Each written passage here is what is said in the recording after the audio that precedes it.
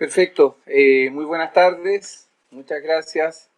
Muchas gracias a todos los panelistas que han estado presentes en este día que ya finaliza esta jornada. Y ahora pasaremos al último bloque o espacio, que es justamente una mesa redonda, la cual es coordinada y moderada por Pilar Bravo. Pilar Bravo es abogada de la Universidad de Concepción, con amplia experiencia en el sector de regulación eléctrica, tanto en el ámbito público como privado. Ya 3 décadas de experiencia profesional, 23 en el sector energético y específicamente eléctrico. Participó activamente en la Ley Corta 1, que inició la era de la transmisión como segmento independiente con planificación y carácter de servicio público. Jefa del área legal de la CNE en 1997, abogada del estudio Urruti y Compañía,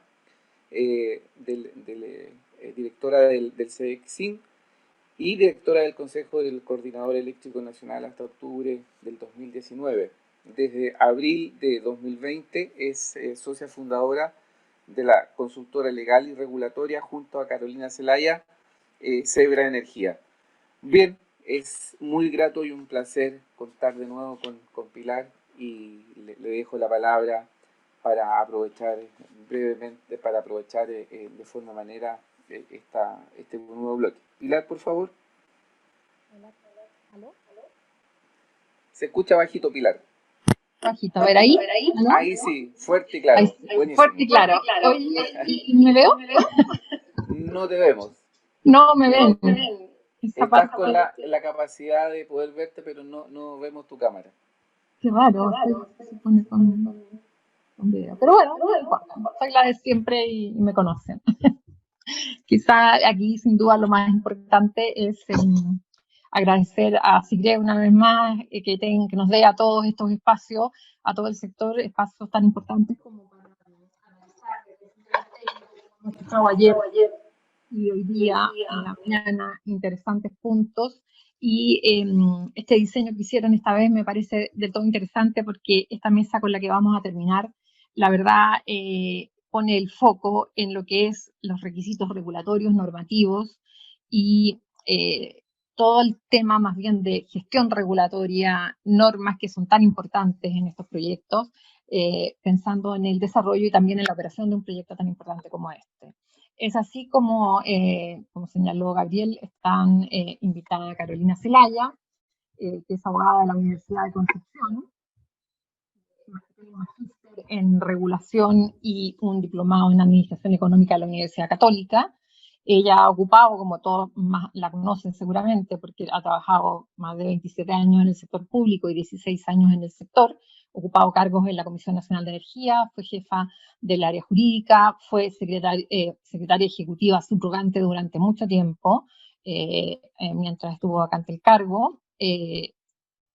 Luego volvió a su cargo de jefa de jurídica y desde el año 2019 está en el ejercicio libre y desde abril, como decía Manuel, tenemos una sociedad, Zebra, Zelaya y Bravo asociada y estamos trabajando consultoras juntas, así que bienvenida Carola, ella nos va a dar un marco junto con Pedro, a quien presento inmediatamente, Pedro Miquel Durán, que también es un experto y muy conocido del sector.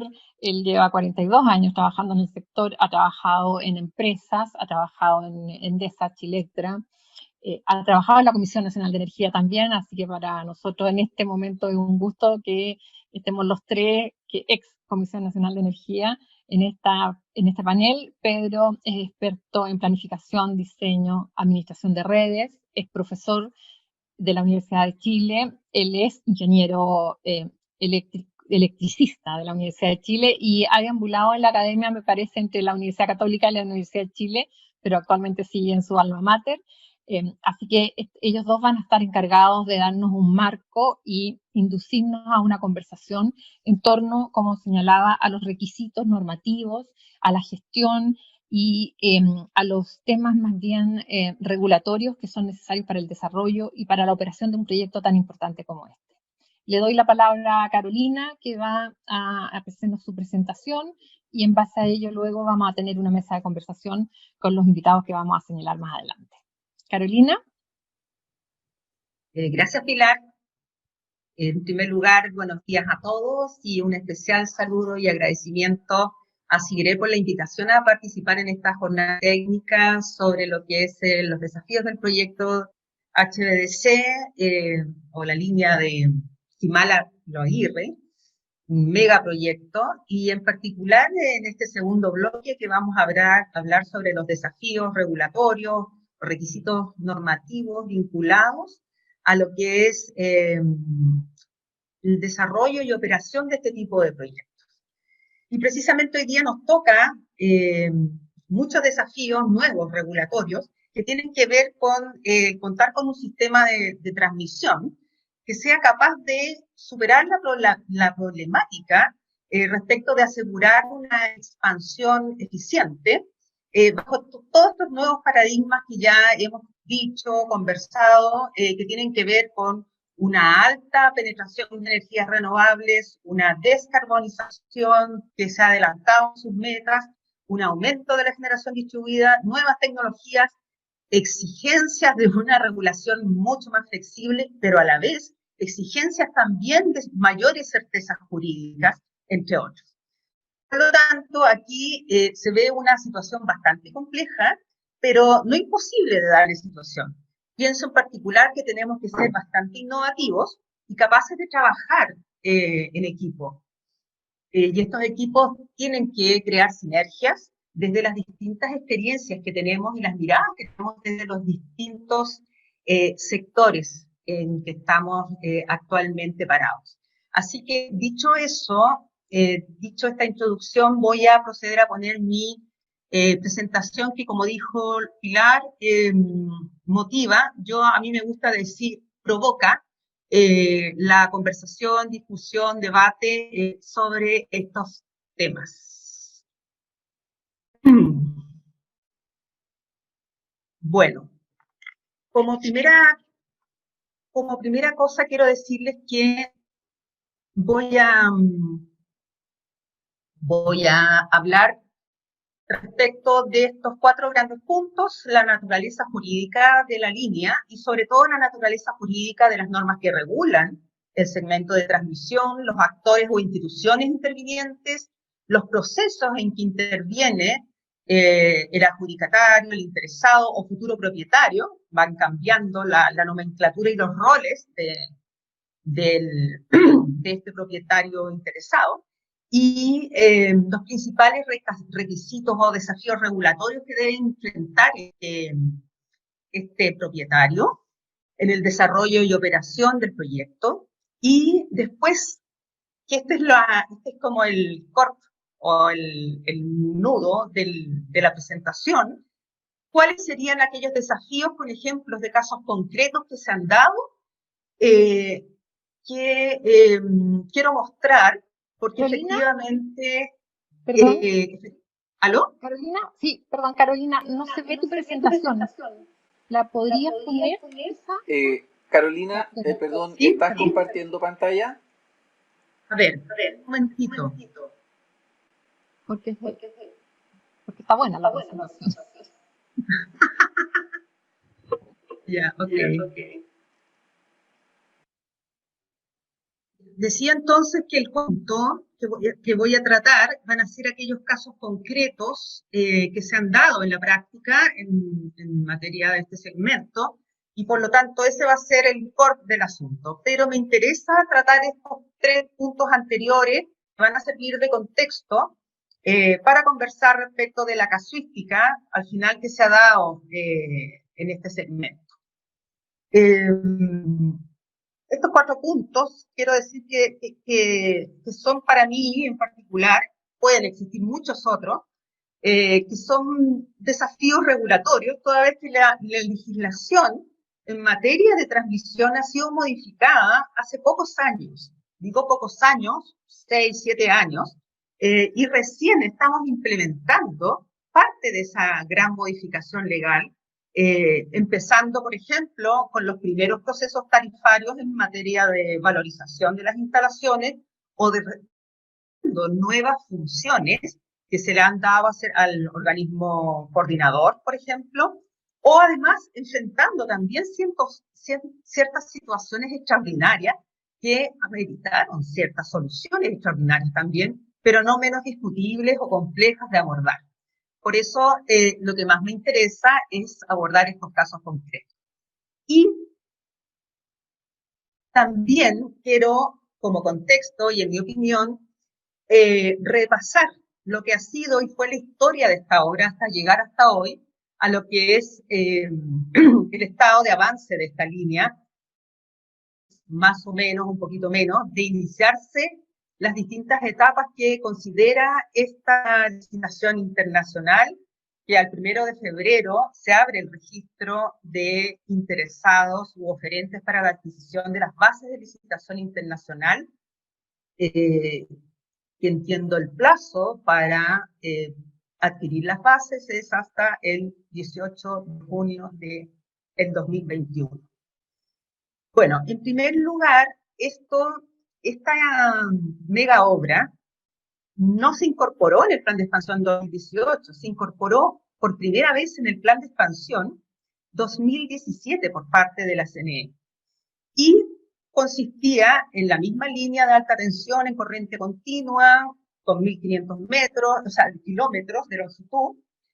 Y este proyecto fue discrepado ante el panel de expertos por la minera Collahuasi y, en su opinión, la obra no sería necesaria ni económicamente eficiente, por lo que argumentó que sería razonable y recomendable una revisión de este proyecto para el proceso de planificación del año siguiente, 2018-2019.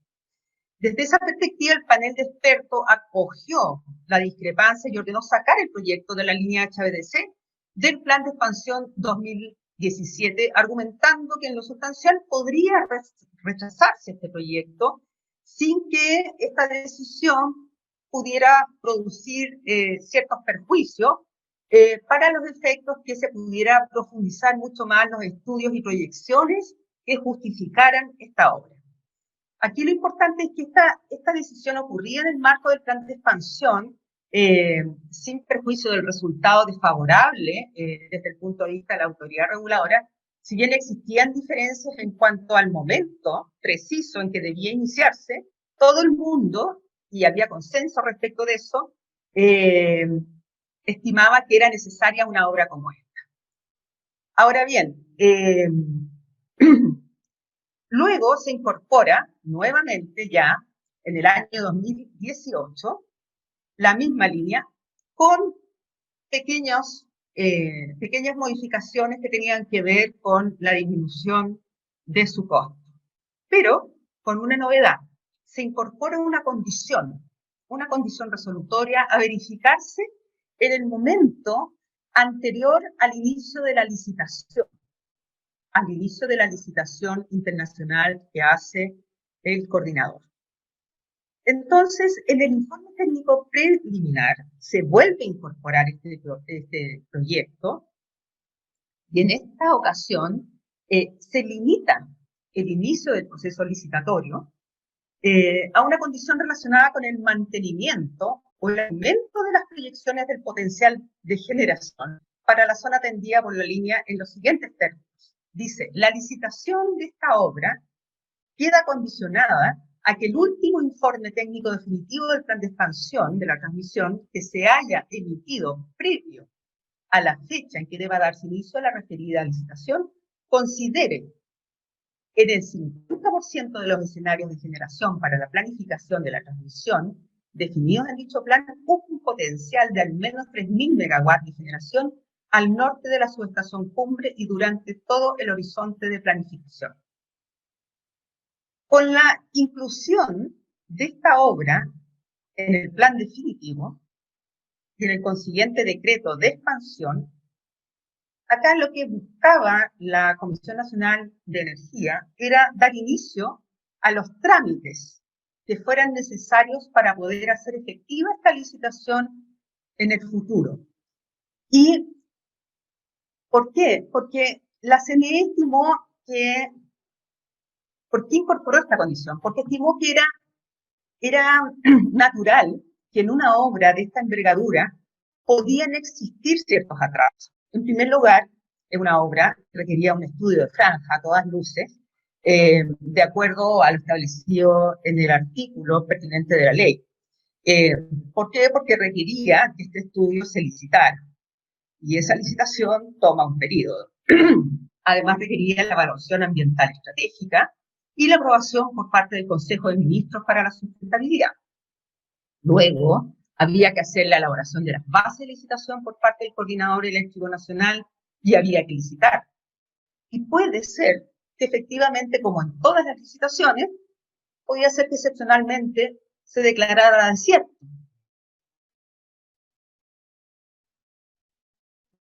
Y en ese evento hay que volver y atrás en un año más el inicio del proyecto.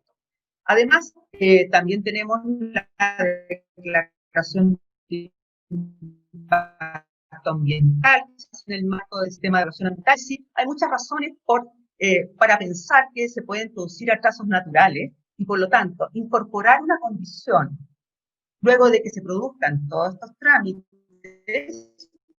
Es natural que pasen 2 o 3 años antes de que se inicie el proceso licitatorio y, por lo tanto, se pensó, dado que se necesita estudio de franja, después se inicia el proceso licitatorio, fundamental que efectivamente se pueda establecer esta condición para los efectos de ver si todavía se cumple lo que hoy, en el plan de expansión de ese año, ya teníamos como proyección, si se cumple en 2 o 3 años más.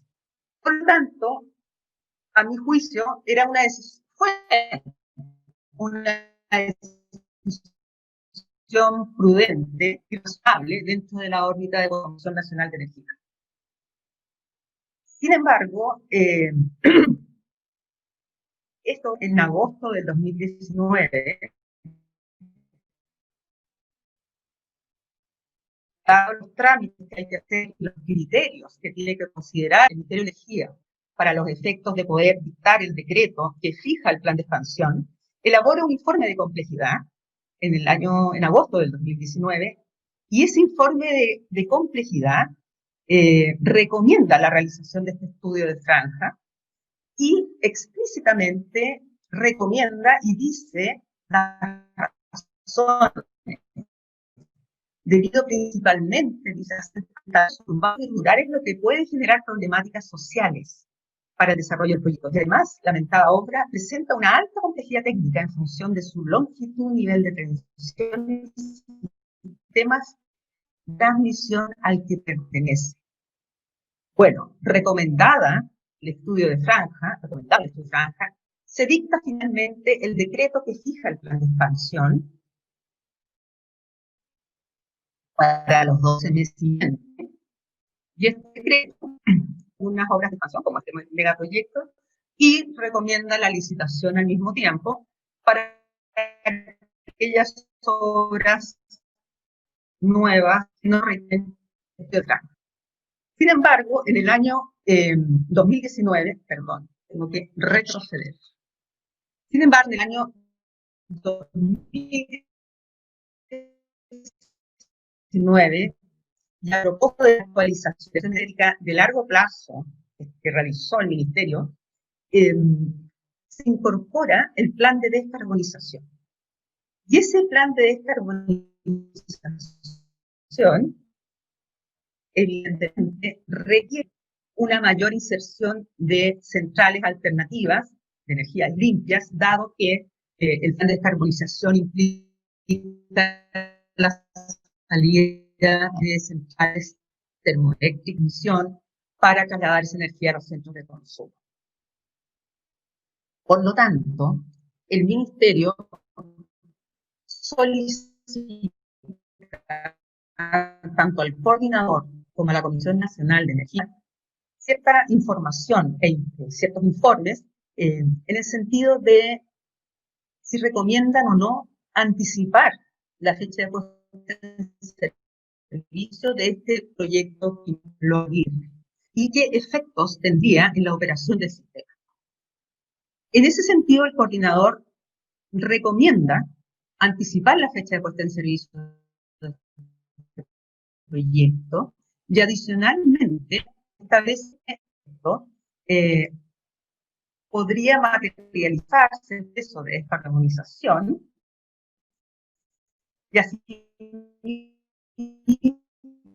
desarrollar un sistema de transmisión más resiliente de este proyecto. Menor iba a ser el costo de operación del sistema eléctrico y mejorando así también las condiciones de seguridad, de calidad y evidentemente la robustez del sistema de transmisión. Pero mientras más tarde ocurra la operación del proyecto, la entrada en operación del proyecto Quimal, mayor es el efecto debido a las mayor es el efecto debido a las contingencias que se van a producir en algunos tramos del sistema, sobre todo en el norte cerca de Antofagasta, y en particular las congestiones que se van a producir en la línea de 500 existente en el tramo de Nueva Pan de Azúcar, Polpay.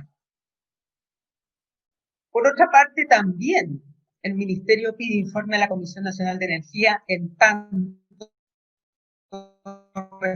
responsable de la planificación de la transmisión, señala si se verifica la condición establecida en el Plan de Expansión 2018, a lo cual la Comisión responde que efectivamente se da por cumplido y es recomendable que se anticipe este proyecto Quimal Loagui.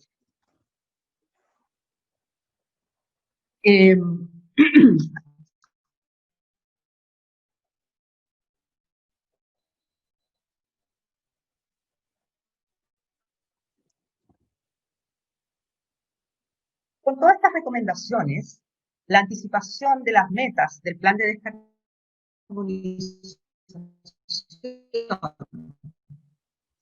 los informes de la autoridad evalúa y señala, y esto es bien importante y quiero destacarlo, señala que la necesidad de someter una obra a un estudio de franja preliminar debe ser ponderada en base a las necesidades del sistema eléctrico y la minimización de los riesgos en el abastecimiento de la demanda, considerando en efecto los plazos, los plazos, o sea, la entrada en operación de los proyectos. ¿Por qué quiero destacarlo? Porque acá el Ministerio evalúa sobre la base de su discrecionalidad, sus facultades discrecionales, su criterio, la flexibilidad y la razonabilidad que debe tener la autoridad sobre la base de ciertas decisiones. Y esto es clave de la regulación. Lo quiero decir para lo que vamos a ver más adelante. Sobre esta decisión dicta un decreto que deroga parcialmente el decreto que fijó la expansión del 2018 y elimina la franja de la obligación de elaborar una franja preliminar para la línea de transmisión de Loaguirre con la tecnología de corriente continua y por lo tanto, a pesar de las recomendaciones, esta línea de transmisión para los efectos de anticiparse, queda sin franja. Sobre esto, y luego de repasar este vía crucis, la pregunta que quiero dejar planteada sobre la mesa, son dos preguntas, es ¿de qué manera se consideran los aspectos ambientales, sociales y económicos? Ani, ¿Aló? ¿De qué manera se consideran estos efectos que originalmente se contemplan para las franjas de territorio en donde se deben desarrollar el principal proyecto que se necesita comenzar a construir para alcanzar nuestros objetivos? ¿Y cómo juega acá la mirada de sostenibilidad que considera los distintos intereses y permite una intervención estratégica en el territorio? Y por la otra, legitimar socialmente a los trazados asociados al proyecto, reduciendo riesgos en su ejecución. Dejo planteadas estas preguntas que me parecen súper importantes, dada el estatus en que quedó este proyecto. Bueno, después de esta breve introducción, nos vamos a referir ya a los puntos que les planteé al inicio. En primer lugar, las normas que lo regulan. Tenemos la Ley General de Servicios Eléctricos, obviamente, reglamentos, dentro de los principales está el Reglamento de Calificación, Valorización, Tarificación vigente, el decreto número 10, el Reglamento de la Coordinación y Operación del Sistema Eléctrico vigente, el Reglamento de la Transmisión y la Planificación, que en estos momentos se encuentra en tramitación en la Contraloría General de la República, el Reglamento para la determinación de las franjas preliminares, que está vigente, uno de los primeros en tramitarse, en el año 2016, y el reglamento del panel de expertos que se tramitó en el año 2017.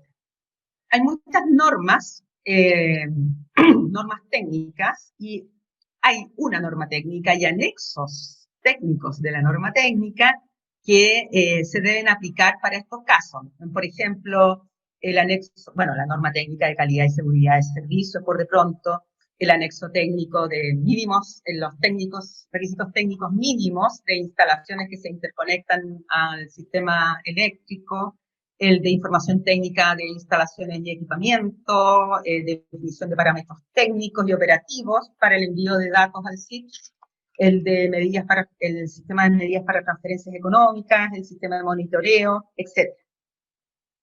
También tenemos como normas infrarreglamentarias el informe técnico preliminar definitivo de la transmisión, porque estos también son normas jurídicas, pero infrarreglamentarias. Decretos de ministerio, ya sea el que fija el plan anual de expansión de la transmisión, las bases de licitación para las obras nuevas del Coordinador Eléctrico Nacional, y el decreto, acá está el segundo decreto del Ministerio de Energía, que fija los derechos de ejecución y explotación de las obras nuevas a el adjudicatario de la licitación que realizó el Coordinador Eléctrico Nacional. Bueno, esto es importante, la naturaleza jurídica de la línea de transmisión Malo Aguirre o de una línea de transmisión en general.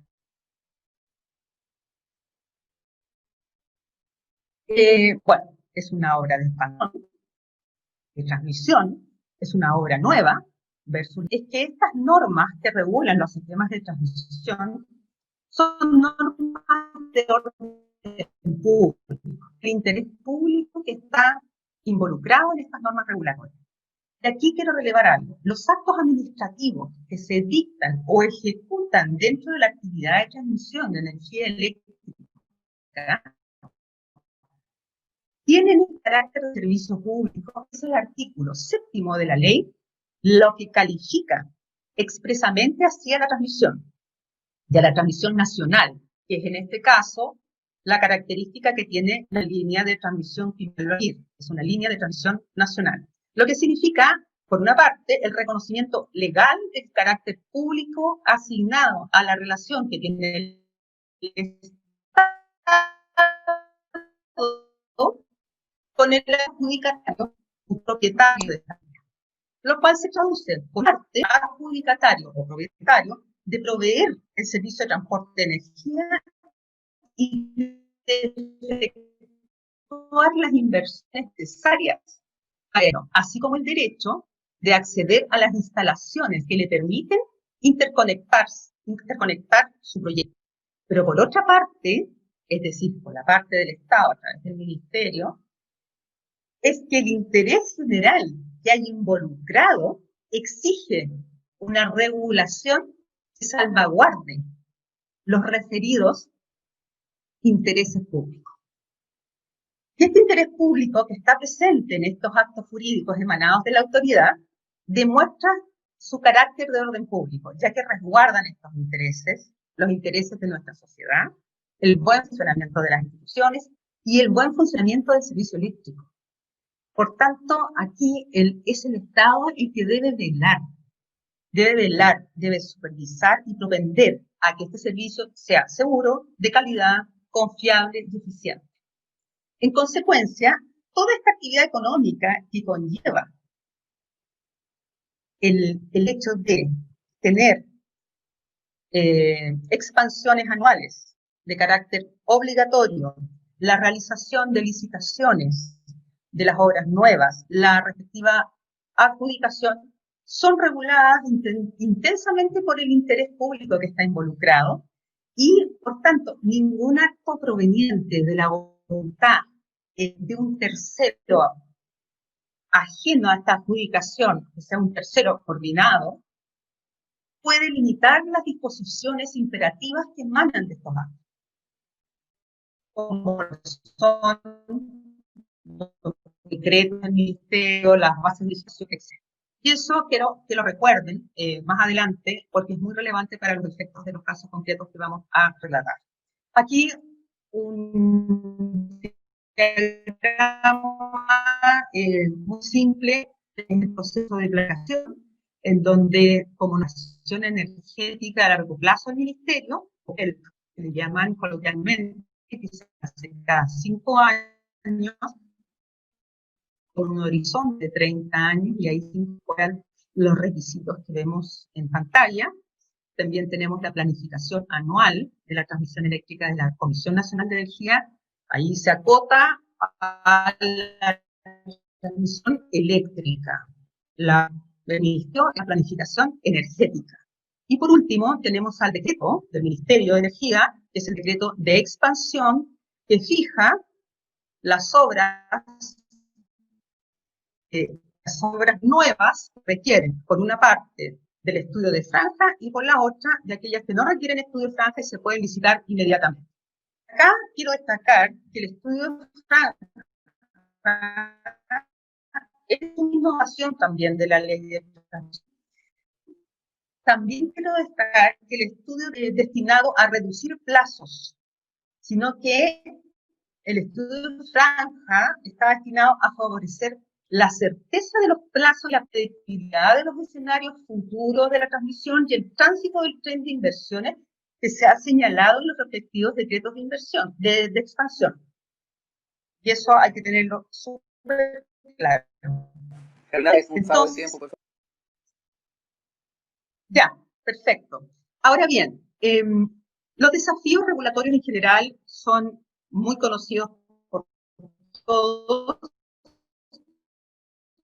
Y me voy a dar casos concretos. En primer lugar, modificaciones normativas coyunturales. Y aquí el desafío es que crean incertidumbre jurídica para los futuros inversionistas.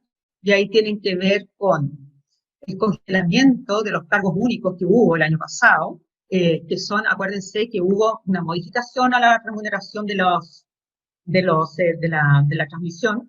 Y en ese sentido, el congelamiento de parte de lo que es la remuneración de la transmisión afectó al valor anual de la transmisión por tramo, que es la remuneración de los transmisores.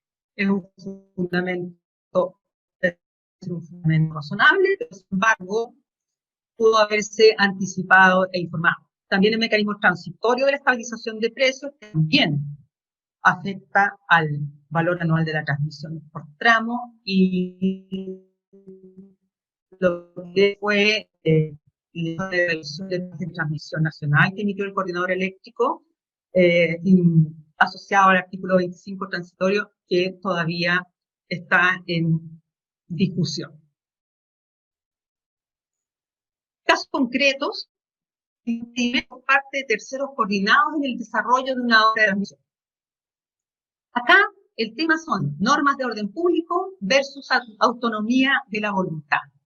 ¿Qué pasa con el adjudicatario y el propietario de una obra frente a la negativa unilateral de un tercero coordinado, como puede ser un cliente libre, que le corresponde realizar una acción que es clave para que el proyecto finalmente pueda entrar en operación? Por ejemplo, si el propietario o adjudicatario tiene que seccionar una línea, Y el tercero coordinado, la verdad es que unilateralmente dice, mira, yo no puedo. Hizo todos los esfuerzos razonables, pero el tercero coordinado se niega. ¿Cuáles son los efectos?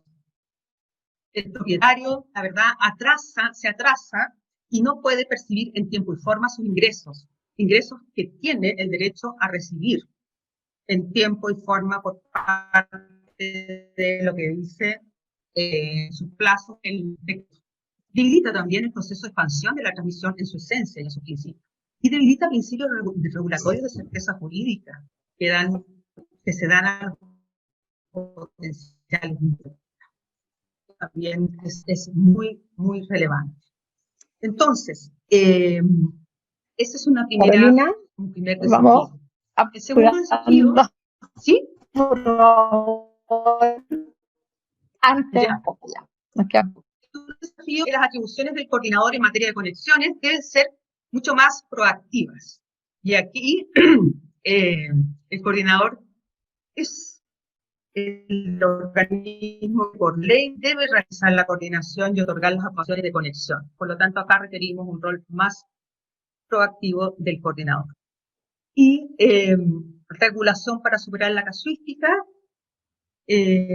Evidentemente es necesario una regulación que yo creo que acá tenemos que tener unas medidas tendientes a aprovechar las instancias que se están dando en lo que es la política energética que se está realizando actualmente en el Ministerio, y a lo mejor, a mi juicio, desde mi manera de ver, habría que evaluar un diseño de una regulación en base a principios y marcos regulatorios que establezcan a lo mejor medidas, condiciones, plazos y restricciones y mecanismos de solución para enfrentar situaciones coyunturales y de excepción que sean conocidas por todos y que haya claridad respecto de lo que haya que hacer frente a estas situaciones de excepción. Bueno, muchas gracias y lamento haberme pasado del plazo, pero acá había mucho que decir respecto de estos temas. Ya, gracias, Carolina. Efectivamente, a lo mejor no nos juega una pasada que seamos el último módulo, pero la verdad es que el tema regulatorio, al final el tema técnico, en general, vimos muchas alternativas y se subsana, pero el tema regulatorio ha sido un escollo muchas veces para estos proyectos. Paso, Pedro. Ya les comenté, hice la introducción de Pedro, así que viene Pedro Miquel con su presentación en torno a los aspectos técnicos, al contexto y a los desafíos que esto tiene para la línea HVDC Quilmes-Lo Aguirre. Pedro, ¿estás? Sí, sí estoy. Tengo control del micrófono, no sé si tengo el control de la cámara en este momento, sí, y voy a compartir mi pantalla. Gracias. Muchas gracias. No sé si ya la están viendo en este momento.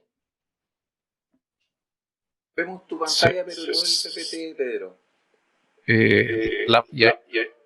Está compartiendo, pero no vemos. Ahora sí, ahí, perfecto. Ahí sí, perfecto. Gracias.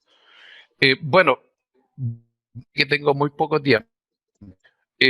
Decir varias cosas. Primero, agradecer a Sigré la oportunidad de estar acá, en mi opinión. Para mí es un honor estar acá compartiendo con todos ustedes y también no dejar de decir que es realmente un privilegio haber escuchado a los especialistas que hemos tenido la fortuna o la suerte, no sé cómo decirlo, de escucharlos ayer y hoy. Hay muchos temas que son relevantes, que no eran fáciles de explicar, lo explicaron con mucha facilidad y con buenos términos. Y finalmente, decir que siendo yo el último expositor de una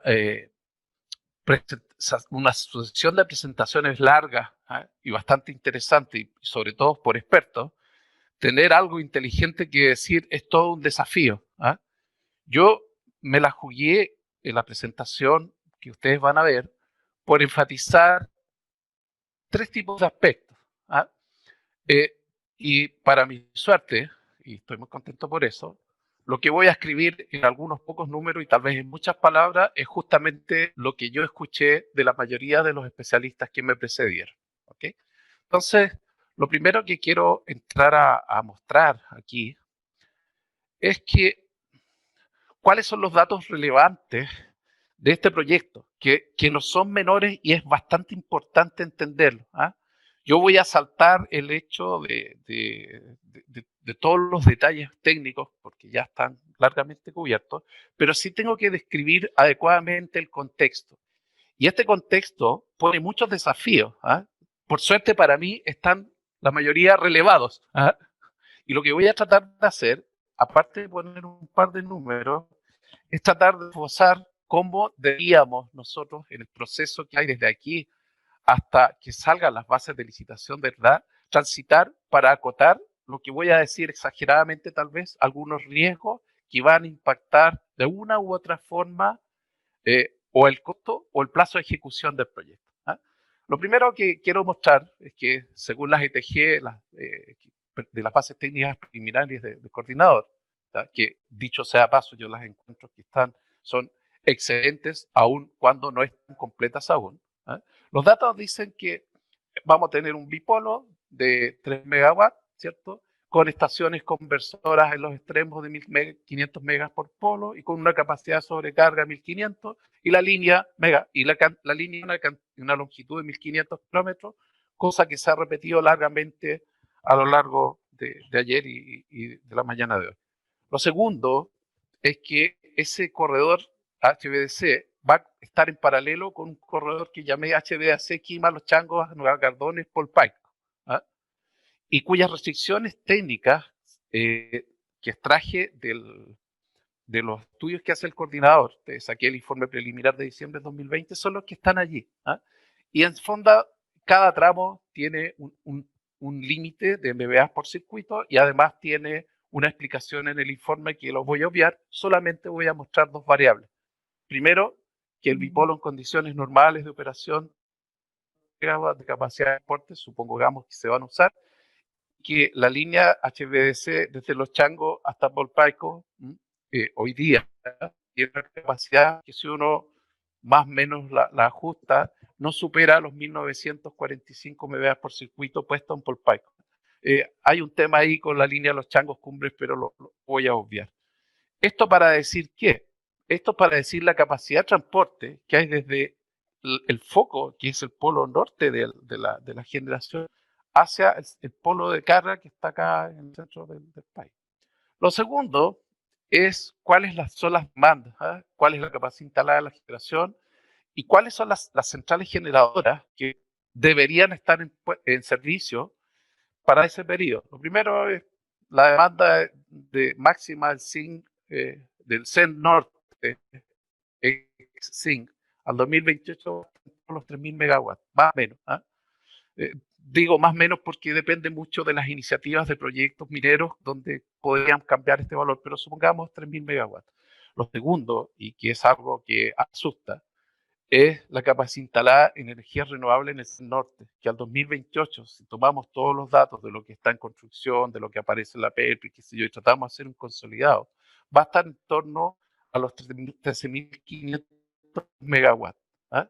La capacidad instalada de carbón, si es que aplico la descarbonización, se va a resumir en la capacidad instalada de Cochrane 1 y 2, y de la infraestructura energética en Mejillones y va de 846 megawatts. Finalmente, un conjunto de centrales de ciclo combinado, centrales a gas, que en 2028 van a sumar un total de 1.143 megawatts. ¿Para qué estos datos? Para entender bajo qué condiciones se va a desempeñar el sistema cuando entre en servicio. ¿Ah? Debo adelantar que, en mi opinión, en la medida que transcurra el tiempo y vayan saliendo centrales térmicas de servicio, y esto se va a agudizar un poco más aún. ¿Ah?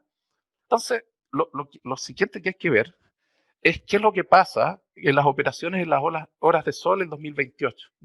Primero, ajusté por un valor la capacidad instalada, le puse un 90%, tal vez exageré un poco, no lo sé. También supuse que la operación diaria Sí se necesita por lo menos una central carbonera que esté a mínimo técnico en el norte, con la demanda de 3.000. Me va a quedar una excedente generación de 9.240 megawatts. ¿Ah? Y por el otro extremo, en la parte inferior izquierda de la lámina, yo digo que la capacidad de transmisión desde el centro norte hacia el centro del país, los Aguirre por Paico, van a rondar en torno a los 4.500 megawatts. ¿Ah? Si yo hago la resta entre el excedente de generación ¿cómo se llama? Y el vertimiento, perdón, y la capacidad de transporte, voy a tener que tener un vertimiento bastante grande. ¿Ah? La cifra que puse allí en rojo no es tan relevante, ¿ah? Porque esto reviste cierta revisión de los cálculos. Podríamos debatir durante horas si son los números exactos o no, pero lo importante es la información que esto. ¿Ah? Lo que sí dicen estos números o cualquier otros parecidos que podamos hacer es que en el norte Exim, con generación fotovoltaica dominante, vamos a estar en una presencia de un sistema que tiene baja inercia en el norte, un nivel de cortocircuito muy bajo y finalmente un aporte de potencia reactiva también muy bajo desde el conjunto centrales. ¿Qué significa eso? Significa problemas para un HVDC con LSC, porque, bueno, aparte de lo que requiere nuestra norma, que sea el REC mayor o igual que 2,5, los niveles de potencia reactiva, y si no somos cuidadosos en hacer la cantidad de estudios adecuados, vamos a tener problemas con la estabilidad de tensión. ¿Okay? ¿Qué muestran estas cifras? Muestran lo que la mayoría de los expertos dijo. Tenemos un desafío en cómo hacemos que este sistema pueda operar en condiciones normales, previendo condiciones de contingencias que pongan en juego la seguridad del sistema. Léase, los números están reflejando claramente lo que ocurre, lo que los expertos dijeron que teníamos que considerar. ¿Ya? El otro aspecto importante es un poco lo mismo, pero es a la hora de fallas en los sistemas eléctricos. ¿Ah? Puse la cifra ahí de 4.500 megawatts ajustados de transferencia del HVDC más el HVAC, ¿okay? Y analicé dos situaciones. Primero, la contingencia de un polo. Al fallar un polo, se iría 1.500 megawatts fuera de servicio, 1.500 megawatts, 500 irían por el otro polo que queda de servicio, y el sistema de corriente alterna tendría que ser capaz de transportar 2.500 megawatts, ¿ok? Y eso sí tiene que ser estudiado con lujo de detalle, ¿sí? El sistema tiene que ser dinámicamente estable, acular frecuencia, tensión, oscilaciones de potencia. Nosotros internamente en la oficina ya hemos hecho algunos cálculos con las limitantes que Katy dijo, porque no son los que se ocupan acá en el país, pero los resultados muestran que si las transferencias son muy altas, podemos tener problemas de estabilidad de tensión. ¿Eh? Entonces, vuelve a decir este segundo aspecto, que el tema técnico no es menor, que debe ser estudiado cuidadosamente, y si me preguntara alguien qué riesgos hay, yo digo que el riesgo es un riesgo técnico. ¿Cómo se cubren los ingenieros con riesgo técnico? Poniendo más inversiones. ¿Ah? Y el tema, entonces, final, resultado, es acotar adecuadamente los escenarios, porque van a haber distintos proveedores. Y los distintos proveedores tienen que tener escenarios muy parecidos, acaso en un conjunto de escenarios únicos que estudiar, para asegurar que sus soluciones pues, sean comparables, no solo desde el punto de vista técnico, sino que desde el punto de vista económico. Aquí estamos frente a un tema que no es menor, ¿eh? Y es re importante que se le dé la debida atención, y yo creo que los distintos especialistas de una u otra forma fueron bastante educados, pero muy cuidadosos en decir que este es un tema relevante. Este y el anterior, a final del día, se traduce en un tema técnico que puede redundar en inversiones, y en esas inversiones también hay que poder tener unos escenarios que nos permitan analizar propuestas de diseño que sean comparables. Abandonando el tema técnico, yo no pretendía ni por mucho ni por poco, digamos, acercarme a lo que explicó Carolina. ¿Ah? Carolina explicó una cosa bastante mucho más profunda que lo que yo voy a decir, pero el otro tema acá práctico es el estudio de uno piensa que tenemos una línea de transmisión, 1500 kilómetros, prácticamente cruza 6 regiones. Yo puse la franja de servidumbre 60-65 metros inferior a lo que son las estaciones. Eso lo saqué de las bases técnicas, puse una cantidad de torres y puse una cantidad de vanos promedio. ¿Ah? Pero para ese proyecto en sí, ¿qué es lo que aportaba el estudio de franja? Primero, la determinación de franjas preliminar. ¿Ah? La franja preliminar definía un espacio de factibilidad para hacer un trazado, aunque no fuera un trazado único, pero sí un conjunto acotados de trazados que todos pudieran evaluar y que estuviese, si no bien asegurado, porque la ley nuestra no asegura eso, por lo menos acotado. ¿Eh? Lo segundo, que el estudio Franja está asociado a una evaluación, un estudio de impacto ambiental estratégico. ¿Sí? Bien, tendría relevante que es la consulta y la participación indígena, pero esos tres aspectos, de alguna manera, van a quedar faltantes y van a ser transferidos de alguna manera como riesgo del proyecto. Solo para terminar, yo creo que los resultados obtenibles del estudio de franja, que es las alternativas, las zonas indirectas de análisis, que es un poco el poderse mover en torno a eso, la información, el levantamiento de información de uso de territorio, ordenamiento, áreas protegidas, de comunidades, van a quedar más light, van a quedar sueltos y de alguna manera van a dificultar la identificación y el análisis de los aspectos críticos. Todo eso, de alguna forma, va a quedar en el lado del proponente de la solución. ¿Ah? Finalmente, el estudio de franja provee información muy valiosa en términos de caminos, bienes nacionales, propiedades fiscales, municipales, propiedades y propietarios. Incluso hay una cápita ahí que está en la ley que dice que uno tenía que haber puesto incluso sobre la mesa los valores que uno tendría de los terrenos que están viniendo. Todo eso no va a estar disponible en esta licitación y todo eso, si bien no hace que el proyecto sea insalvable, sí le agrega una dificultad a quien tenga que presentar una oferta, porque esto tiene que considerarlo dentro del lado de los riesgos que tiene que asumir para que el proyecto sea exitoso. Ahora, ¿qué ocurriría si esto no da tan bien como uno espera? El proyecto se va a atrasar. ¿Cuál es el riesgo para el país? Bueno, el riesgo para el país es el vertimiento. ¿Ah? Yo soy de aquellos que piensan que en Chile no va a haber falta de capacidad, ni va a haber, ¿cómo se llama?, recorte de suministro, ni va a haber racionamiento, nada de eso. Se va a ir a costos de operación y al final del día la autoridad, conforme se desarrolle esta dinámica que impone una cierta realidad, ojalá, a mí me encantaría que nada de esta película de terror que yo estoy contando en este minuto ocurra, ¿sí? La autoridad, en mi opinión, lo que tendría que hacer es tener un plan B para hacer inversiones en los sistemas de corriente alterna de rápida implementación, ¿ah? Y que permitieran incrementar la capacidad de transporte del sistema para eventualmente tener que apalancar las consecuencias de un virtual retraso del proyecto HBC debido a la falta o los riesgos que están implícitos en estas materias. Eso era todo lo que yo quería decir y con esto les agradezco. ¿Sí?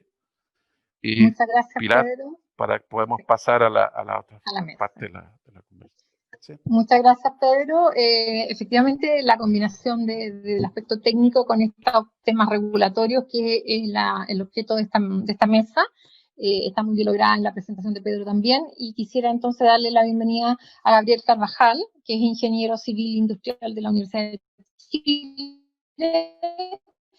con un MBA en la Universidad de Ibáñez. Él es socio y consultor de gestión de energía, RNE Reliable, y también es un hombre muy conocido en el sector, fue el director de planificación y desarrollo del CDEXI, fue el encargado de abrir en el coordinador el área justamente de planificación con todas las nuevas funciones que esto implica, y como les digo, es de todo conocido, una gran experiencia en el tema. Bienvenido, Gabriel. Tenemos a Alfredo Cárdenas, de Transelec, ingeniero industrial de la Universidad Católica. Trabaja en Transelec en distintas posiciones. ha sido también director de SEDEX Inc., es un hombre absolutamente del sector y de temas de planificación y de redes. Ha hecho clases en diplomado y posgrado en la Universidad Adolfo Ibáñez. Y tenemos a Cristian Illanes, que es jefe de la División de Ingeniería Eléctrica de la SEC, quien nos acompaña en esta conversación también. ¿Están todos conectados? Conectados, muchas gracias, Pilar. Cristian, ¿estás por ahí? Ya, bueno, a partir de las presentaciones que tenemos, insisto, sentándonos en el tema de que aquí estamos trabajando en base a la normativa y la regulación y a los desafíos que tiene esta y que ya tenemos una experiencia en el cuerpo, que es la línea de 500. Una pregunta específica que voy a hacer un poco más tarde, que son del público, pero en general, ¿cuál creen ustedes que ha sido, dentro del mundo de la regulación, ha sido o va a ser el tema más importante que puede tener esta línea? Estoy pensando sin duda como decía Pedro y Carolina, en ¿cómo se llama? La franja, en el tema de la participación de los otros coordinados, que al final este proyecto no es un proyecto de una sola persona, es un proyecto sistémico. Entonces, si me hubieran dicho, ¿cuál creen ustedes que es el mayor desafío como temático y qué solución ven ustedes en cuanto a la participación de las autoridades, por ejemplo? Partimos por los invitados, partimos por Alfredo Cárdenas, ya que estoy viendo. Sí, está en el centro. Me veo más, ok, perfecto. ¿Alfredo? Gracias, Pilar. Sin duda, este proyecto, el primer proyecto de tecnología HDC en el país y el proyecto de mayor envergadura que se está desarrollando, tiene múltiples desafíos. Nosotros creemos que desde el punto de vista de lo regulatorio, todo lo asociado a los permisos, todo lo asociado a la servidumbre, es un gran tema. Lo han mencionado estos días diversos expositores, lo recalcó tanto Carolina como Pedro. Lamentablemente, por efecto de que es importante contar con esta infraestructura lo antes posible, es que yo entiendo que tanto el Ministerio, en conjunto con la CNE, tomaron la decisión de apurar este tema. Y por supuesto, se cuenta con menos información, se cuenta, digamos, con menos certeza. Desde el punto de vista de poder contar con infraestructura de transmisión para poder la decisión apropiada, sin embargo, esto redunda finalmente en lo que nosotros vemos que es el mayor tema, que son los riesgos asociados al proyecto de esta magnitud en los tiempos en los cuales se está desarrollando. Cada uno de los actores que van a participar aquí es necesario que pondere cuidadosamente todos los riesgos asociados precisamente a estos temas. Creemos que en la medida que estos riesgos estén mejor evaluados, ponderados, eso va a significar, digamos, un mejor proyecto, no solamente para esta empresa, sino un proyecto para el país. Finalmente es el país el que finalmente gana con un proyecto bien desarrollado y que entre, por supuesto, en los plazos indicados. Entonces, nosotros creemos que esto es parte de lo más relevante, es lo que quería comentar.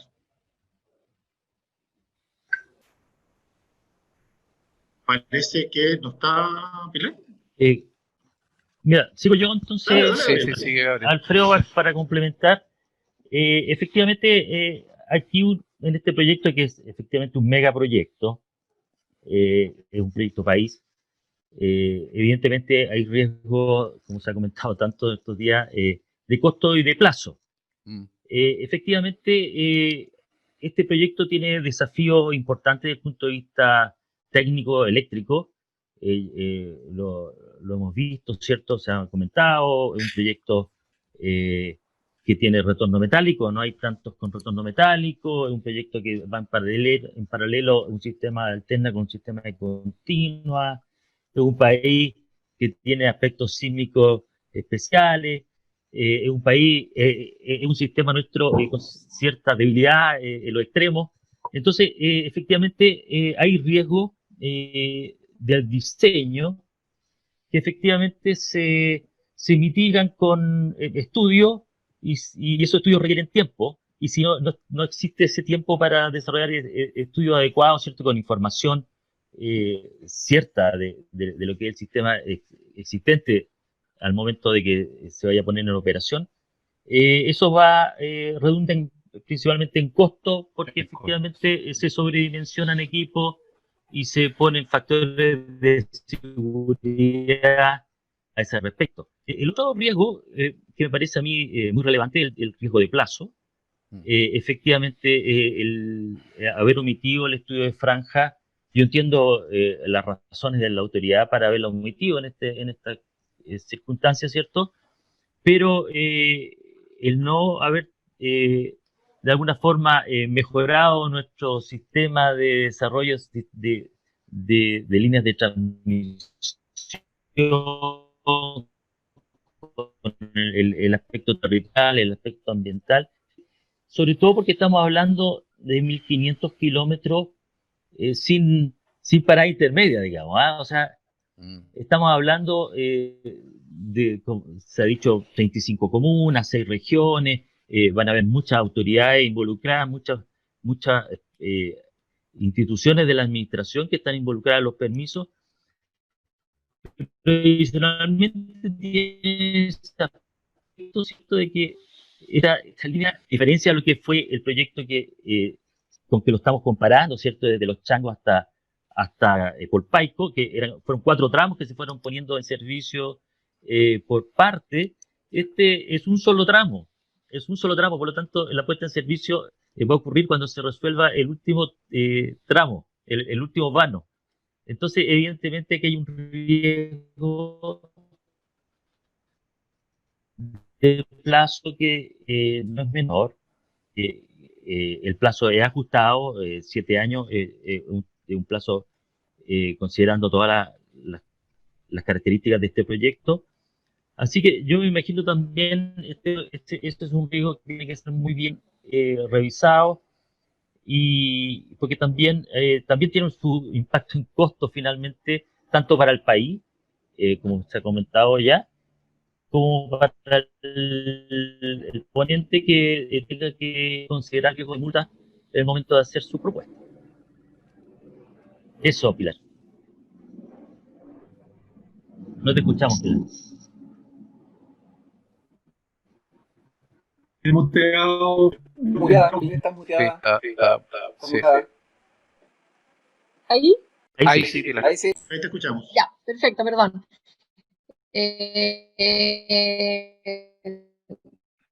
La opinión de Cristian Llanes creo que nos falta. Hola, buenas tardes. Yo concuerdo con lo que dicen los diferentes panelistas en relación a los atrasos, pero hay un riesgo que tiene que ver con la definición normativa de franja de seguridad que conlleva la franja de servidumbre. Esto está directamente relacionado con los nuevos pliegos del Decreto Supremo 109, la antigua norma 5, en el cual se definen tensiones que están en el pliego 1, que no son concordantes con las explicaciones técnicas que tienen actualmente los equipos. Y también, al ver el pliego 7, no habla de transmisión continua para cálculo de franja de seguridad que conlleva la franja de servidumbre. Entonces, estamos muy atentos a eso, porque el interesado que desarrolle este proyecto tendrá que pedir un pronunciamiento especial de la aplicación de esta norma para que nosotros podamos zanjar esto y el proyecto se pueda desarrollar correctamente. Dejo invitado esa solicitud de interpretación, porque esta tiene que ser previa a la solicitud de concesión eléctrica. Entonces sería sumamente interesante y bueno que desde ya se empieza a ver eso. Nosotros ya hemos tenido alguna conversación con el coordinador para poder zanjar algo de esto, porque la superintendencia, como tiene la potestad de la interpretación, nosotros vamos a ocupar eso para poder zanjar esto y posteriormente, a un plazo un poquito mayor, vamos a tener que hacer las modificaciones a los pliegos técnicos y publicados. que entran en marzo, vale la pena enseñar. Eso por ahora. Muchas gracias, Cristian. Muy interesante tu aporte, sin duda novedoso, sin duda casi una exclusiva, diría yo. Y la verdad es que más adelante, como para cerrar esta mesa, sin duda vamos a tener que hacer un cierre y una coordinación de las normas y de los roles de las instituciones. Sin embargo, hay dos preguntas del público que me gustaría transmitírselas a Carolina, que están, que dice en relación, una pregunta es de parte de Jorge Herrera, quien señala que pregunta específicamente sobre el artículo 7, obviamente en torno al tema de la integración vertical, y cómo ves que se puede dar la competencia entre actores que vengan, porque la idea es que en esta línea, por su dimensión, vengan muchos actores y entren mucha competencia al sector. ¿Cómo ves, Carolina, la posibilidad de que se aplique este artículo o eventualmente se modifique o se interprete, etcétera? Bueno, Carolina. ¿Sí? ¿Me escuchan? Sí, sí se te escucha. Entiendo que el Ministerio está desarrollando la iniciativa de modificar el artículo 7º. No ignoro cuál es el tenor de esa modificación. Sin prejuicio de eso, mi opinión personal respecto del artículo 7º es que indudablemente la prohibición, porque tenemos que el artículo 7º regula por una parte y prohíbe por otra. Regula la posibilidad de que las empresas de los clientes libres o las empresas de distribución, ya las empresas de distribución con la última modificación de giro exclusivo, la verdad es que no tienen posibilidad de participar en el mundo de la transmisión, pero en este caso los clientes libres pueden participar del mundo de la transmisión, siempre y cuando no se pasen de ciertos porcentajes del valor anual de la transmisión, y en el caso del sistema de transmisión nacional, se les prohíbe participar del segmento de generación y distribución. O sea, tenemos en ese mismo artículo prohibición y regulación. La verdad es que yo, más que eliminar el artículo 7º en esa parte, yo perfeccionaría la regulación. Para mí, personalmente, no se justifica tener una prohibición de participar por parte de los transmisores en el mundo de la generación o de la distribución. Sobre todo cuando en la ley existen, tanto se ha ido perfeccionando en el tiempo, existen salvaguardas respecto de lo que serían espacios de evitar libre competencia, dado que tenemos un coordinador que vela por ciertos indicios que puedan vulnerar la libre competencia. En segundo lugar, tenemos licitaciones para los efectos de las obras de transmisión. Tenemos también acceso abierto y otras instituciones más que permiten salvaguardar estos problemas. Y por otra parte, además, el artículo 7º, en lo que es regulación, todo lo que es participación en el mundo de la transmisión, tanto individual de las empresas para participar en el mundo de la transmisión como colectivamente, la verdad es que es imposible hacer un seguimiento de qué es lo que significa una participación del 8% del valor anual de la transmisión por tramo individualmente, o del 40% del valor anual de la transmisión por tramo en el mundo del sistema de transmisión. Eso, desde mi punto de vista, no se aplica, porque no hay nadie que haga ese seguimiento, y además el VAT total es esencialmente modificable. Todos los años se modifica, cada 4 años en general se modifica, ya sea porque se califican las líneas de transmisión y cambian. Ciertas líneas de transmisión nacional se vuelven zonales, algunas zonales o dedicadas se califican como ¿cómo se llama? Nacionales, y por lo tanto la torta del VAT se agranda y se achica, por lo tanto es inaplicable. Prohibición absoluta solo para la transmisión nacional me parece que es desproporcional. Podrían participar en generación las empresas y prevenir la ocurrencia de actos atentatorios a la libre competencia. La verdad que yo creo que debiera orientarse, como en los demás países, esa regulación y prevenirlo, dado que si se pasa de cierto umbral, ir a la Fiscalía Nacional Económica. Y si no pasa, Carola, podrían derechamente participar.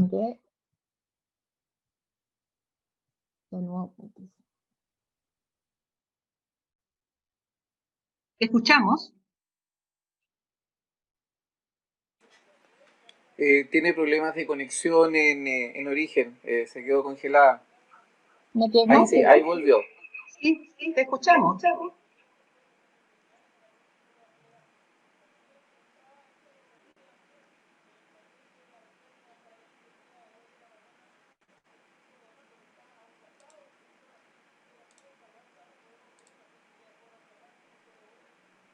Mientras, si me permiten, mientras Pilar está volviendo, solamente para complementar lo indicado por Carolina, concordamos en que resulta bastante difícil hacer este último seguimiento que Carolina mencionó con respecto a al tema de la OEI.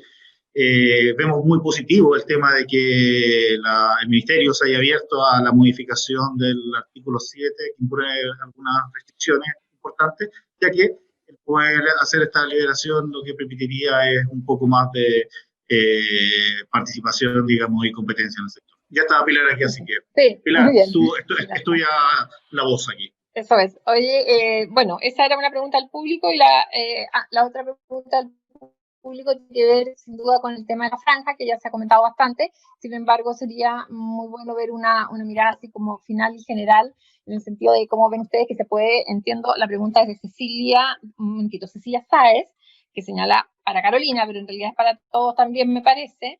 ¿Cómo ven ustedes esto de haber suspendido el estudio franja, dejando todo el riesgo ambiental, social y de adquisición de servidumbre al concesionario? ¿Cómo podría eventualmente suplirse frente a la importancia de esta obra, que es una obra país, que es una obra sistémica, este rol del Estado, por decirlo de alguna manera, que tenía el estudio de franja? Que yo creo que esto aportar la realidad es que el estudio franja no sé si demoraba, como decía Carolina, sino que lo que pasa es que aporta muchos elementos de certeza, que también lo dijo Pedro. Entonces, ¿cómo recuperamos esos elementos de certeza? Mira, yo soy un hombre muy práctico en mis decisiones, ¿sabes? Por lo tanto, digo que el tiempo y el resultado de una licitación en el corto plazo va a dar la respuesta. ¿Ah? ¿Qué es lo que va a ocurrir? No lo sabemos bien, pero todo lo que estamos intuyendo es que esto se va a ir a costo, ¿sí? Y yo soy de aquellas personas que cree que si el coordinador no es capaz de acotar adecuadamente varias cosas en las bases de licitación, esto se va a complejizar bastante, ¿ok? Ya hablé del tema de la complejidad, lo complejo que es comparar cosas que no son comparables desde el punto de vista técnico, lo cual es puro costo, ¿ya? Y desde el punto de vista de no tener todos estos antecedentes para hacer un trazado definitivo y de bajo riesgo para los proponentes, esto en teoría se va a ir a costo. Y en la práctica, si es que eso no se refleja, también se puede ir a riesgo. ¿A qué me refiero con eso? Que los porfiados hechos de otras líneas importantes del país han demostrado atrasos importantes. Ahí, en mi opinión, si eso llegara a ocurrir, el que tiene la sartén por el mango y puede resolver el problema es la autoridad. ¿A qué me refiero con la autoridad? Yo me refiero a la CNE y de alguna manera al coordinador. En sentido, en que el sistema eléctrico nuestro tiene la capacidad de operarse de una cierta forma distinta, asumiendo algunos riesgos. Y es sobreutilizar la capacidad instalada que tiene el sistema. Entonces, desde el punto de vista práctico, la licitación va a despejar esta duda que nosotros tenemos, ¿sí? El hecho de que si hay atraso, la autoridad va a tener que estar monitoreando muy step by step todos los años la evolución del proyecto de la línea, no del proyecto completo. ¿Ah? Y si la línea se atrasa más de lo conveniente, tiene que tener la autoridad un plan B para incrementar aunque sea transitoriamente, el uso de la capacidad de transporte del sistema de 500 kb, por ejemplo. ¿Ah? Tecnológicamente esas respuestas existen. De hecho, basta con ver las propuestas que las distintas empresas entregaron para el plan de expansión del 2020, donde uno puede identificar iniciativas de inversión, ya sea, es importante, no voy a nombrar en ninguna, donde ellos advierten que existen soluciones para resolver el problema, y en este caso, dado que el proyecto estructural y relevante es el HVDC, sería como el plan B para resolver o para atenuar los efectos indeseados de un atraso. Eso.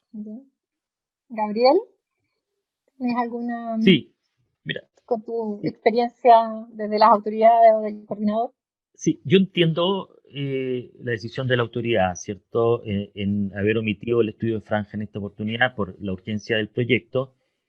Recordar que estos días recién se está adjudicando el primer estudio de franja, que con varios años de retraso, ¿cierto?, para la línea Ciruelos-Pichirubulli. Y había un trabajo bastante largo en definir las metodologías, los procesos. El estudio de franja es un proceso bastante complejo y mi opinión es que no está muy claro finalmente cuál era el aporte en plazo. El hacer una evaluación ambiental estratégica no se concluía en un derecho firme a uso del suelo tampoco, ¿cierto? Requería después un estudio ambiental propiamente tal para obtener una RCA de parte del adjudicatario. Entonces, la verdad que yo entiendo que yo creo que si bien la idea es que el estudio de franja diera certeza, yo creo que había más dudas que certeza del aporte que iba a hacer, sobre todo en este proyecto, que era, como proyecto país, era complejo experimentar con una metodología tan diferente, digamos. Entonces, me parece razonable lo que ha hecho la autoridad de avanzar en este esquema. Lo que sí, efectivamente, deja el riesgo del lado del adjudicatario. O sea, lo tenemos todo claro, ¿cierto? Esto ha puesto como riesgo en la propuesta. Y lo que sí yo estimo que la autoridad aquí tiene que tener un rol proactivo durante todo el proceso, un poco como comentaba Pedro también, pero también en entender que este es un proyecto país, independiente que lo esté desarrollando un privado. Este es un proyecto que tiene que ver con la descarbonización, con la penetración de energía renovable, con las políticas de cambio climático, etcétera. Entonces, yo creo que aquí, a diferencia de otros proyectos en que la autoridad efectivamente hace un seguimiento del avance y va acompañando más bien al final el desarrollo de los proyectos, efectivamente aquí tiene que tener un rol proactivo de trabajo con las comunidades, que el país entienda que este es un proyecto país que tiene beneficios sociales para toda la comunidad, independiente que trae energía de Mejillones a Santiago, ¿cierto?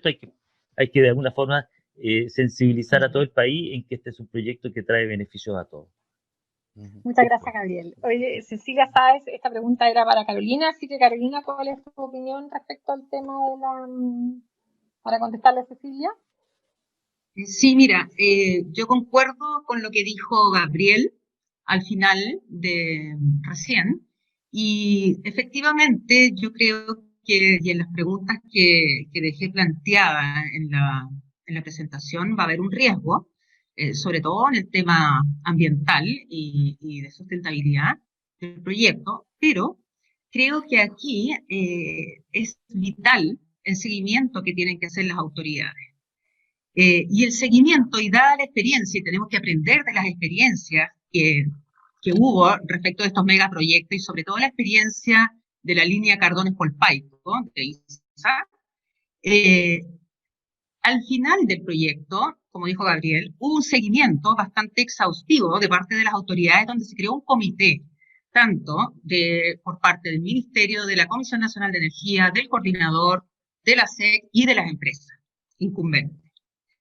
Y en ese sentido, creo que fue muy bueno ese seguimiento que se hizo diario, periódico, semanal, pero ese seguimiento debe hacerse desde el inicio del proyecto, no al final.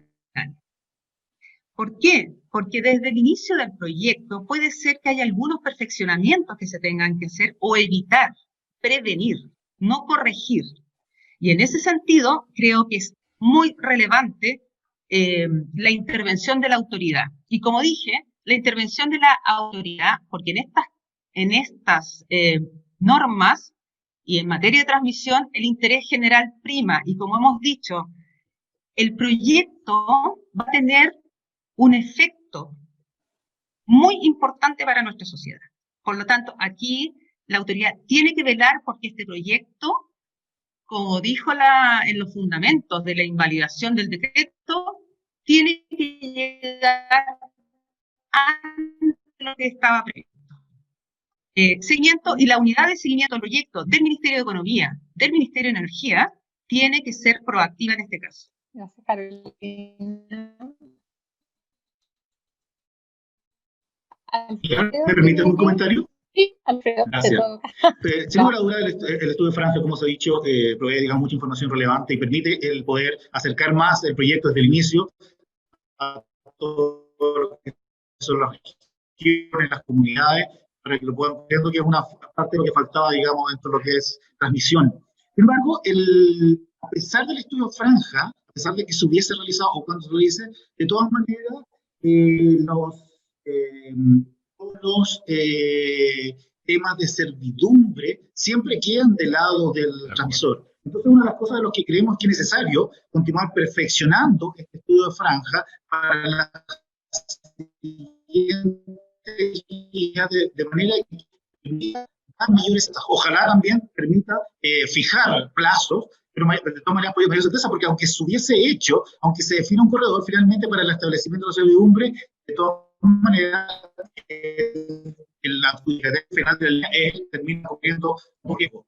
De la forma, entendemos que se quería decir que se podría desarrollar de una forma mucho más light, hubiese proveído mucha información, pero no tanto certeza. Entonces, por eso que recalco que es necesario que se siga perfeccionando, porque por lo menos en la teoría, con las ideas iniciales que se dio, sí provee, digamos, mucha información que es positiva. Muy bien. Cristian, que es nuestro otro panelista, ¿algunas palabras finales en torno a esto o a lo que tú quieras? No me dirigí mucho al tema de Franja, porque eso corresponde más al ministerio y lo explicó muy bien Carolina, pero eso sí es evidente que el riesgo y el costo del proyecto va a subir, porque eso pasa a ser de razón, y comparto, por eso hice la primera intervención, de que las puertas están abiertas y nosotros ya estamos mirando los problemas que van a haber desde el inicio. Parte de la SEC, para que nos acerquemos, y también esto hemos visto en otros proyectos que ha cortado los plazos, porque no tiene ningún fundamento haber sacado de la franja, del proyecto de franja del ministerio, este proyecto, si no esperamos que se cumpla antes del 2028, principalmente por lo que dijo Pedro en su exposición. Entonces, si vamos nosotros a ser una piedra en el zapato para eso, yo creo que estamos como complicados. Y por lo mismo estamos viendo de la misma manera como superintendencia de poder acercarnos para poder facilitar el avance del mismo proyecto en temas de fiscalización.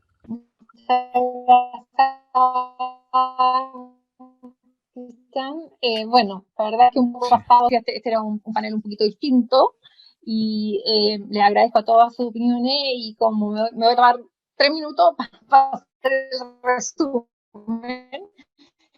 En realidad este tema de franjas sin duda era un tema, pero yo creo que como la autoridad lo señaló, se hizo más bien para apurar el proceso, por lo tanto aquí el gran desafío es un desafío normativo que aún nos quedan las bases, no nos olvidemos que las bases, si bien están en el mercado, todavía se puede perfeccionar algo a través de las bases, nos queda la coordinación de las autoridades, donde desde mi punto de vista y conforme recopilando lo que se ha señalado aquí, las autoridades son sin duda el coordinador, el ministerio, la SEC, incluso la Comisión de Energía, o sea, el trabajo conjunto de ellos 4 desde el día 1.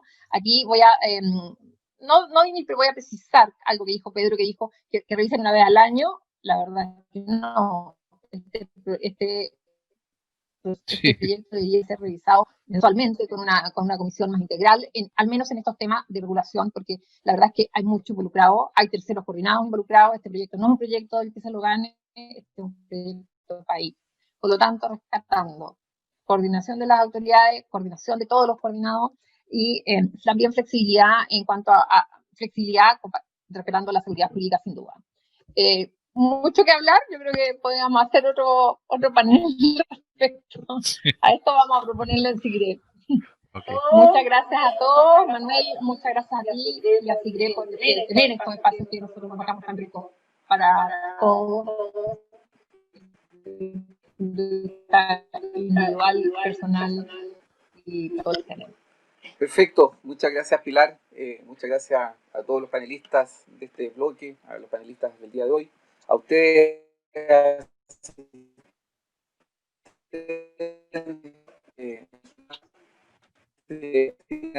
la participación importante de ustedes, esto no sería posible.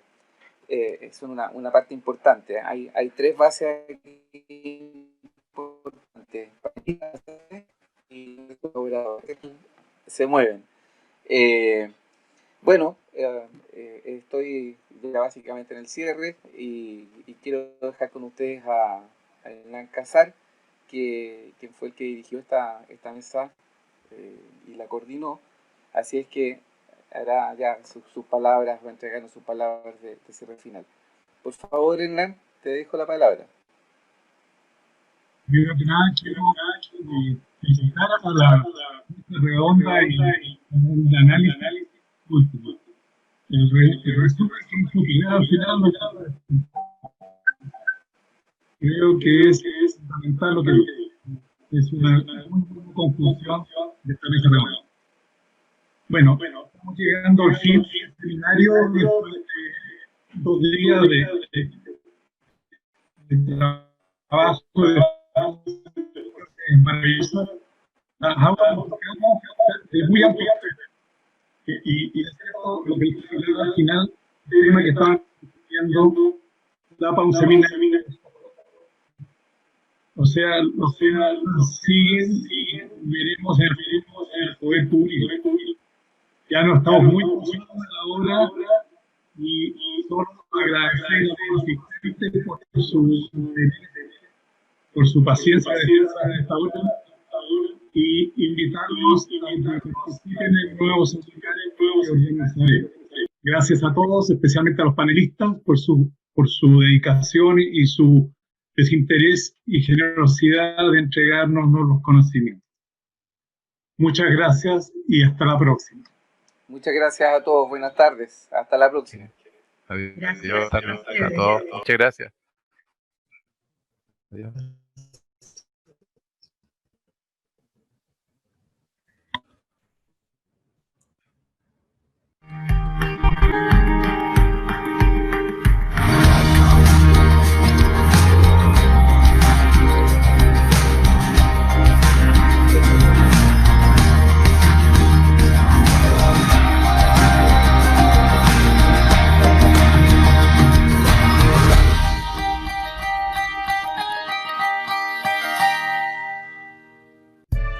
Corpa es ingeniería de vanguardia en transformadores de poder.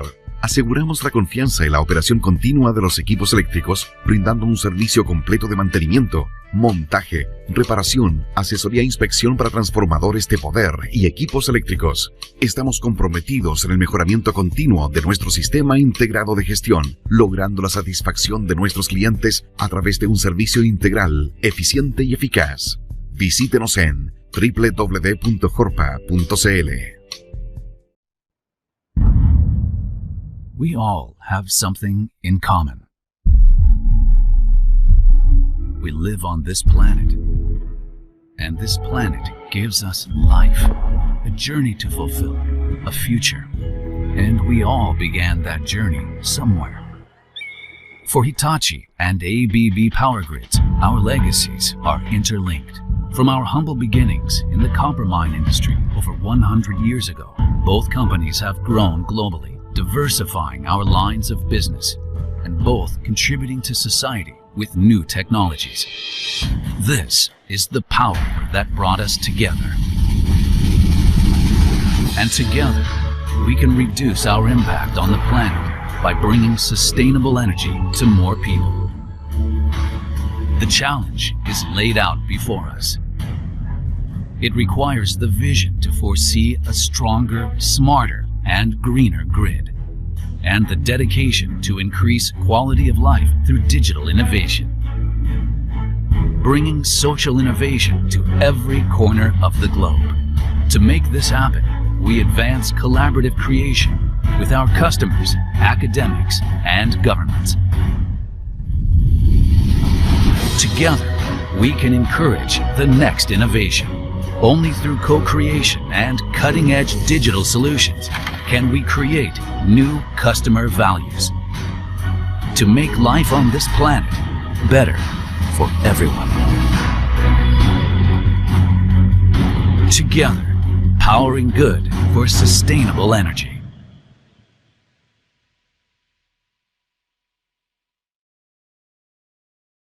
Smart Wires desarrolla e implementa soluciones innovadoras que optimizan y flexibilizan los sistemas de potencia. En conjunto con nuestros clientes a nivel mundial,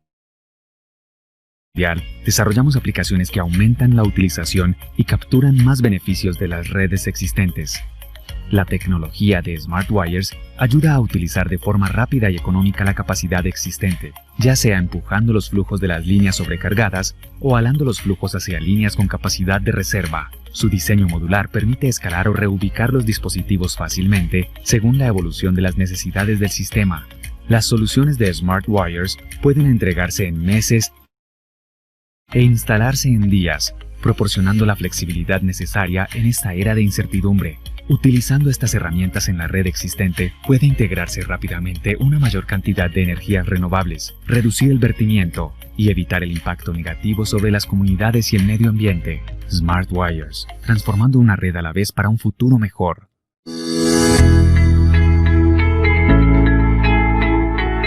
La evolución y la adaptación son procesos decisivos para el desarrollo sostenible de la humanidad. Somos conscientes de la huella que estamos dejando en el crecimiento de la sociedad porque desarrollamos proyectos que responden a las necesidades de las comunidades con las que trabajamos y contribuyen a la realización personal de los individuos y a su relación con el medio ambiente. Nuestra experiencia nos permite aportar conocimientos, diseñando, construyendo y desarrollando proyectos que materializan sueños e ideales de pensadores y visionarios que desean evolucionar, transformar y adaptar el mundo a las necesidades diarias. Sabemos que el futuro traerá consigo grandes retos. Por eso, siempre nos estamos preparando para crear soluciones que inspiren e impulsen hacia el desarrollo. Somos una familia de más de 1.700 integrantes en el continente americano, para quienes no existen las fronteras, pues no hay límites en nuestras mentes, porque hemos puesto nuestro conocimiento en cada uno de los proyectos que hemos desarrollado alrededor del mundo. Cada empleado de HMB da lo mejor para haber cumplido los objetivos que nos trazamos, porque nos impulsa a saber que estamos siendo parte de la transformación de la sociedad. Con la confianza, el respaldo y la solidez que nos caracterizan, llegaremos lejos impulsando proyectos donde el conocimiento, la tecnología y la innovación siguen estando presentes en un mundo que crece, evoluciona y se transforma. Estamos creando un mejor mañana para las generaciones futuras y queremos que sigan desarrollando con pasión, transparencia y excelencia nuevas ideas y proyectos que impacten el progreso del mundo entero. HMB, impulsando el desarrollo.